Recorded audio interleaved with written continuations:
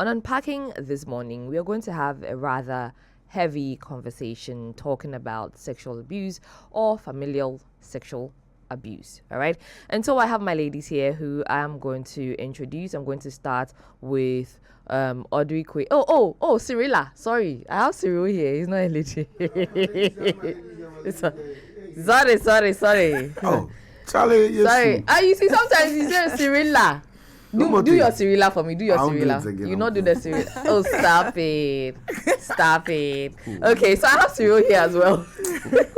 We are going to be having the conversation, but let me introduce our guest, okay? So Audrey Quay is the creative head at Innova DDB. She is a creative thinker and a doer, solving business problems and also driving social change with creativity. And then I have Theodora Ethel Hammond Ayi, who is a dedicated healthcare professional with more than 20 years experience in the field and also clinical practice and nursing education as well. She also offers psychological support. And then we have our last lady, Dr. Christine N. Mabel Pierre.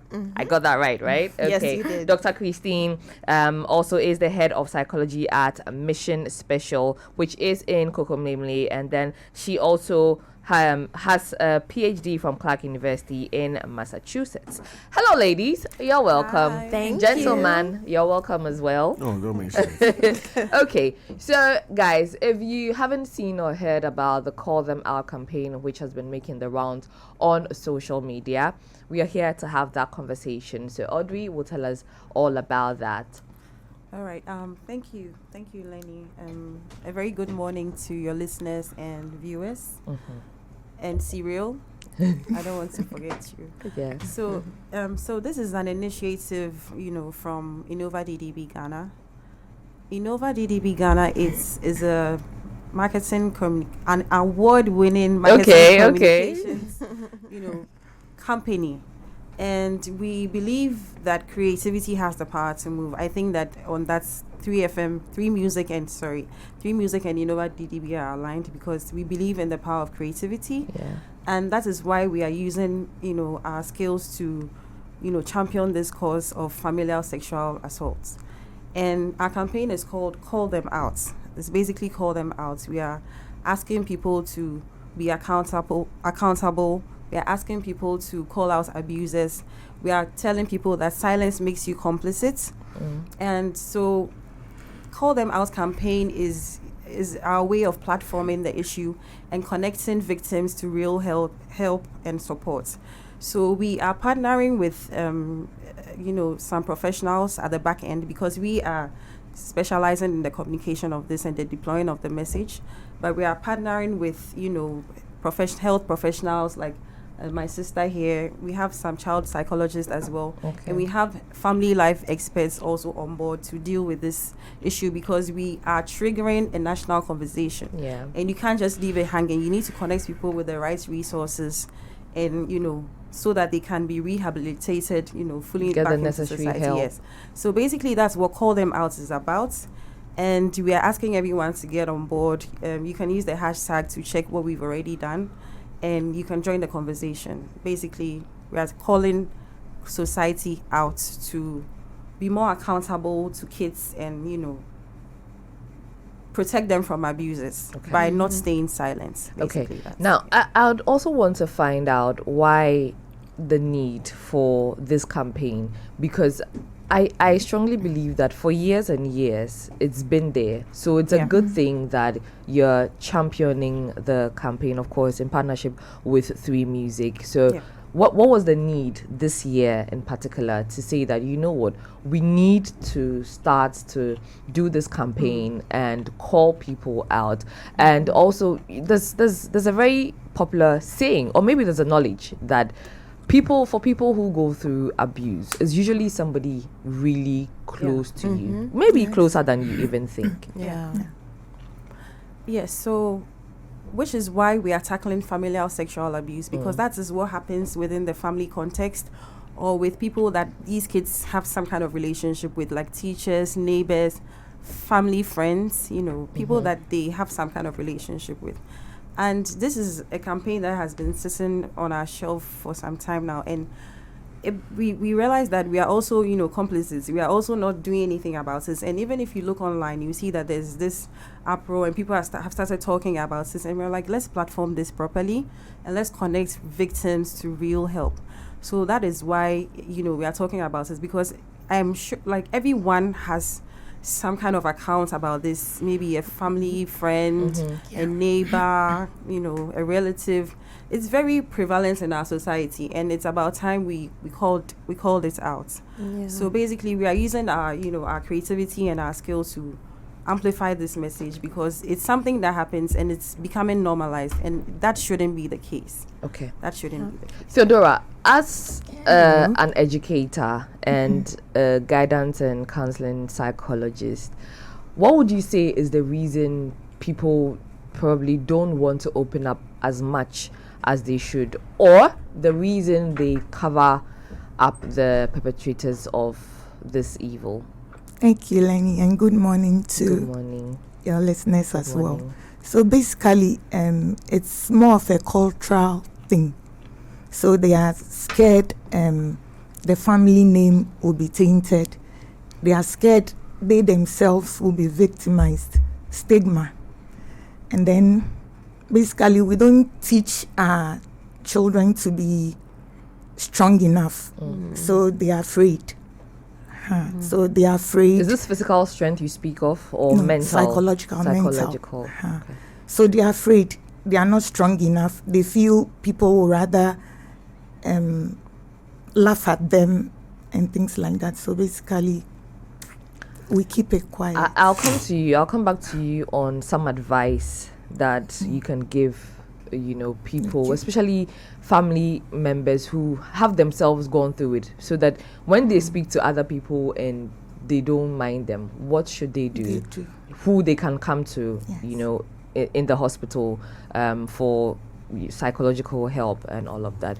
But can I add Dr. on Christine, to that? Okay. I just want to add that the truth is about 80 to 90% of the perpetrators are people that the victim knows, right? So it's the uncle in the house, or your older cousin, or the choir master, or the priest. Let me say the truth. So speaking up is scary. Most children won't say anything. That's the truth. That's the statistics. So they won't say anything. And then in our culture too, we are very family oriented, which is a beautiful, positive thing. But it means that if you are saying that somebody in the home has abused one of your children, it's a whole matter that you have to call the family and discuss it. We're talking about, should we take him to the police station? Because it's a crime. And so there are these very real difficult issues that people have to acknowledge and deal with when something like that comes up. But the truth is, if you don't speak, then you have it getting worse and worse. So you'd ask, like, why now? The time is now. It has to happen at some point. Otherwise, because of the way we are structured, we'll just keep quiet and it'll just keep getting worse and worse. So, Dr. Christine, have you deal with children? Yes, quite a lot, right? I do. Have you had these instances happen? And when they do, how do you handle it? First with the child and then with the family? Because I can understand how people say that the victim goes through a lot. It's really traumatic. But I also think that for the family members close to the victim, or even for anyone who hears it as well, I think there's a certain psychological battle between, should I out this person, or should I keep it to myself and rather focus on my child who is the victim? Yeah, so it's a very good question. So in terms of handling or helping the child, we realize, or psychologists realize, that if this isn't addressed, it's their whole life, their whole trajectory. They've been traumatized, they've been abused. If you don't, let them know that they did nothing wrong. Because unfortunately, the message usually when something happens is, hey, what did you do? What were you wearing? Exactly. So taking the blame away from them. Because once they internalize that blame, the rest of their life is my fault. They are timid, they are withdrawn, they are depressed. So making it clear that it wasn't their fault that happened, and then giving them that sense of control that moving forward, there are things you can do. There's safe touch, there's unsafe touch, and teaching them the difference. And then giving them a space through play, through drawing, through talking, to process what they've been through and feeling like they've been, used or violated. And then for the families, because it's so difficult, oftentimes the fact that they've even come to me, big ups, because it's so difficult to do that. To get help. To get help. So letting the family, the mother, the father, whoever it is, know that because of their resilience, because they are a protective factor, their child's likelihood of doing well is so much higher. So giving them that comfort and then supporting them. So sometimes I'm willing to write a professional letter to the police. I've even offered sometimes to have the police do the interview in my office space, because some of the children will stop talking, right? They get this thing called selective mutism, where now I don't want to talk. I don't trust the world. I don't know what's going to happen. But in a safe space, they might be more willing to open up. Okay. I want to throw a spanner in the works, right? So since we started the conversation, I'm sure everybody listening and everybody watching would have preconceived a vision of this where the victim we've been mentioning has been probably an underage girl. I'm sure many people have not even envisaged my little brothers. Could be a boy. What's the dynamic like with the boys? What's the frequency like? Because we tend to ignore them, because the moment we hear anything that has to do with sexual and abuse, it's towards the female gender. We first think, but that also creates a lot of young boys who think they have no protective framework for their physical protection and their psychological well-being. So I want to know from your various skill sets what it's like for the little boys as well, what they also need to be cautious of, because sending an 8-year-old to go and stay with auntie over the weekend because I'm busy, it comes without a thought. Auntie will be nurturing, she will get food. To send an 8-year-old to uncle over the weekend, it comes with a lot of thought. So basically it's true. It's because more females are affected. That's why we always hear female. But the females, about 40%, close to 40%. And then for the males, around 22-23%. So they are also affected. But just that we happen to focus more on the females. We think they are the weaker sex. But then actually it's both ways. So we should be considerate, both our sons and then our daughters. We should just be able to know the signs. You see your child who suddenly becomes withdrawn, or very aggressive, or depressed. So we just have to watch. Once there's an off behavior, yes, you should know. So both at home, teachers, if it's in church, your peers, everybody should be able to detect something. We shouldn't just take it as, oh, maybe he's just tired or he's just acting up. No. So I have a okay, Audrey. Yes, so I wanted to say this, that we know that there's a rise in the number of reports we are receiving about the boys also being abused. Yes. So for for Call Them Out is actually, addressing both the female and the males as well. So if you see some of our content online, you would see that some of the messaging speaks to the boy child and then to the girl child as well. So we are approaching this wholesomely. So it's not just biased towards, the kids, females. Towards the females. So from a communication standpoint, where a narrative has already been set in course where the girls have the advantage from a communication standpoint, where the moment you say it, everybody's thinking girl. Is the campaign going to make up for the lapse where the extra amplification needed to draw attention to the guys? Because what happens with broken boys is that you end up having broken men. Yeah. And broken men are often put in places of power, where they now have to look over larger institutions and larger collectives that contain more girls.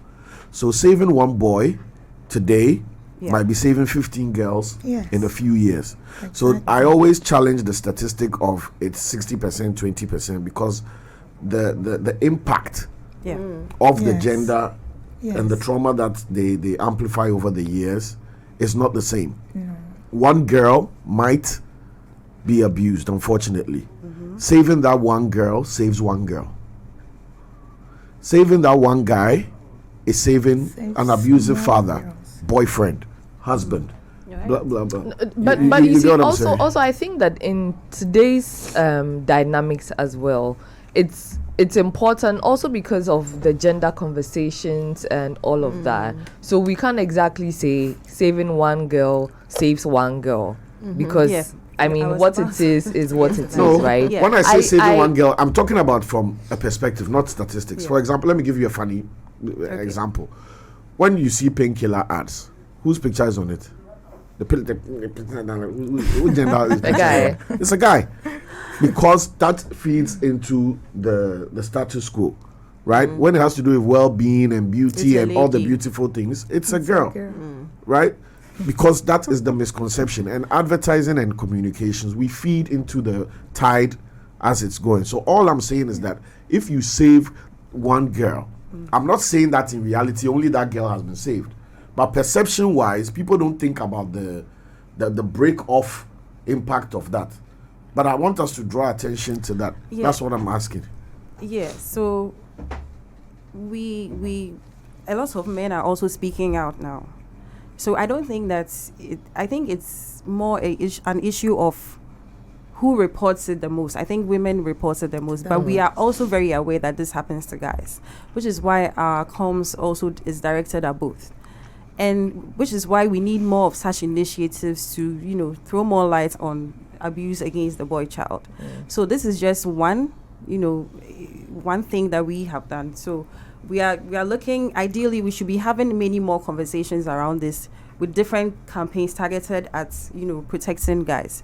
So this is our way of contributing to the the situation. How okay, Dr. Christine. I was going to add that it's all connected. Like you rightly said, if for instance a boy or a man, or let's say a boy is abused, right? Even if it's by a woman, they're more likely to then become an abuser. So I did research with a professor at University of Cape Coast, and she'd gone into the prisons and actually interviewed the perpetrators to try and understand the cause. Like, why are you looking at 4-year-old girls and thinking that you want to have sex with them? And she was surprised to find that a lot of them had some auntie who did the same thing to them, who said, "Oh, come to the room, put shea butter on my back," and then it turns into something else.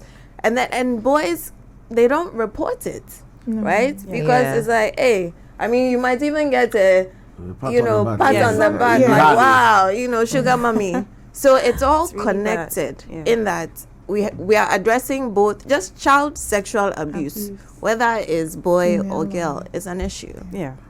Well, okay. So I like that we have now established the fact that a lot of girls or a lot of females or families of females reported more than the male, right? And I think this whole thing is very psychological, where now there's a battle as to, am I the victim?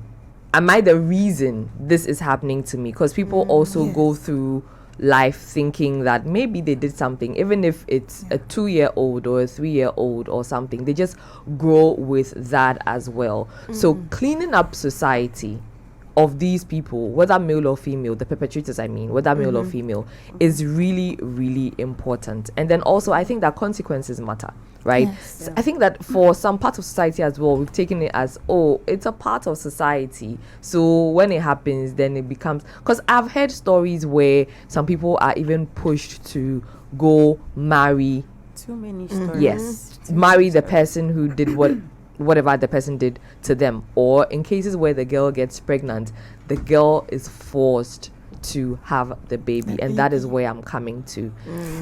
Psychologically, this is for Theodora and for Christine. How do you take someone through? Because this is a pregnancy you're not ready for. This is a pregnancy you don't want. This is a traumatic experience for you. How does for someone out there who is pregnant from abuse, sexual abuse, or even rape, how do they go through it? Shall I go? Not easily, right?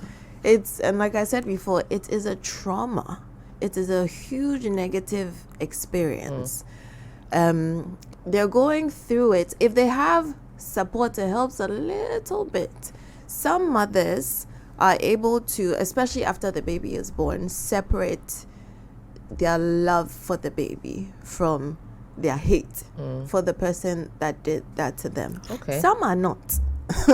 Some, every time they look at this child, will remember. They transfer the hate.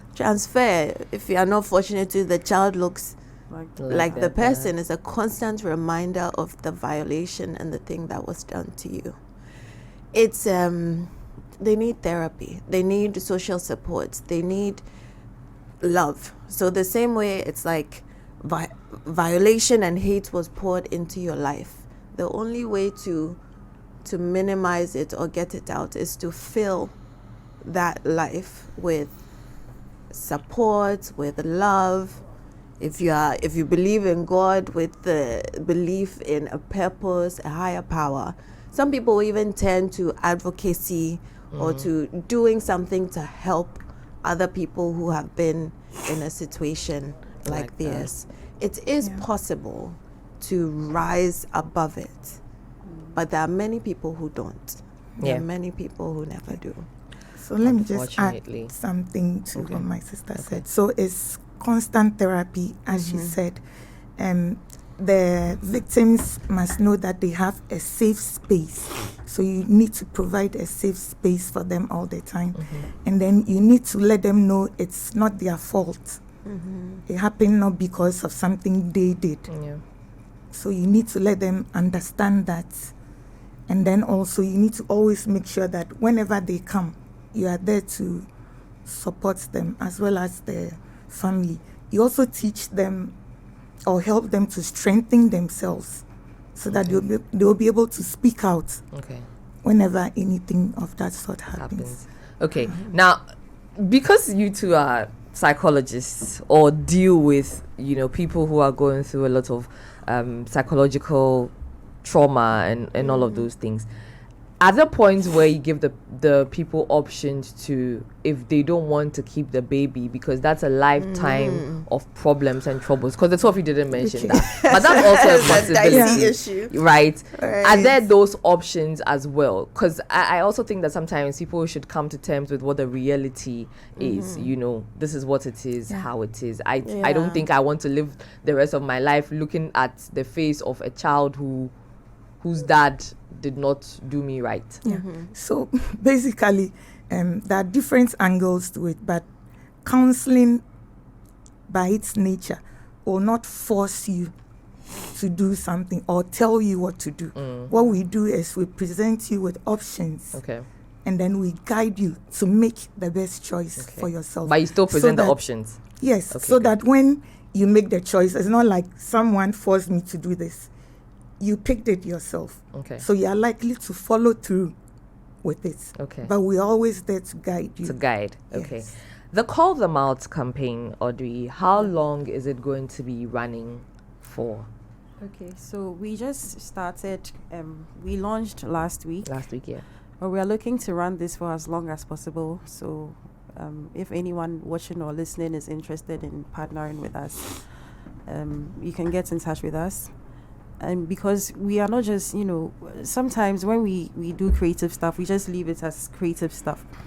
But because we were driving real impacts, and we are using our creativity to make the world a better place, we are actually creating that safe space for people to actually get real tangible help.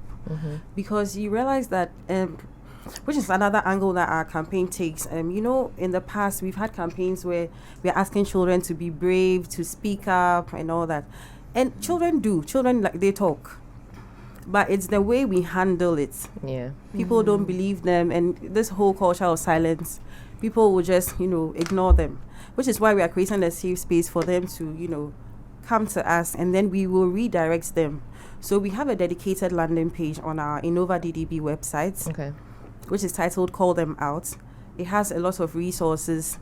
It has, information that you can get on body autonomy, what to do, how to report, the reporting lines and all that. And then there's also a hotline you can actually call to get help, so that you are connected with the right people, so that you can be rehabilitated fully.